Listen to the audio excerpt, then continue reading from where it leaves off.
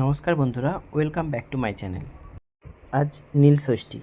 এই নীলষষ্ঠীতে নিরামিষ দিনে সাবুর পরোটা বানালাম। সাবুর পরোটা বানানোর জন্য আমি রেসিপিটা আপনাদের সঙ্গে শেয়ার করছি। প্রথমে সাবু নিয়েছি প্রায় 1 কাপ মতো। এটা নিয়ে প্রথমে অল্প আঁচে ড্রাই রোস্ট করে নিচ্ছি। এরপর ঠান্ডা করে একটা মিক্সির গ্রাইন্ডারে পেস্ট করে নেব। ভালোভাবে পেস্ট করা হয়ে গেলে একটা পাত্রে ঢেলে নেব। ঢেলে নেওয়ার পর ওতে অল্প পরিমাণে নুন, সামান্য চিনি, অল্প পরিমাণে ঘি দিয়ে ভালো করে মাখিয়ে নেব। ভালোভাবে মাখা হয়ে গেলে ওতে অল্প পরিমাণে জল দিতে হবে।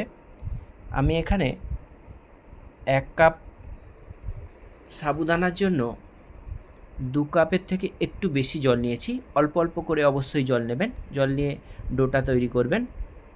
হাতের সাহায্যে অল্প অল্প জল দিয়ে মাখলে সুন্দরভাবে সেট হয়ে যাবে।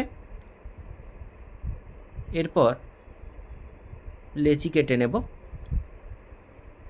লেচি কেটে নিয়ে হাতের সাহায্যে গোল গোল আকার দিয়ে দেব।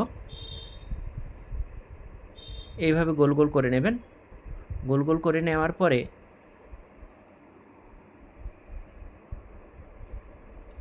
বেলনি কাঠের সাহায্যে অল্প পরিমাণে ঘি দিয়ে এটাকে বেলে নেবেন।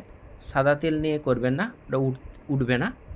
ঘি দিয়ে অল্প অল্প করে ঘি দিয়ে এটা তুলে গোল পরোটা করতে পারেন। আপনারা গোল পরোটাই করবেন। গোল পরোটার শেপ নিয়ে এক এক করে রেখে দিলাম। এরপর ফ্রাইং প্যান গরম করে ওতে অল্প পরিমাণে ঘি দিয়ে একটা পরোটা ভেজে নিতে হবে। পরোটাগুলো এপিঠ ওপিঠ করে সুন্দরভাবে ভেজে নেবেন। লো টু মিডিয়াম হিটে ভাজবেন।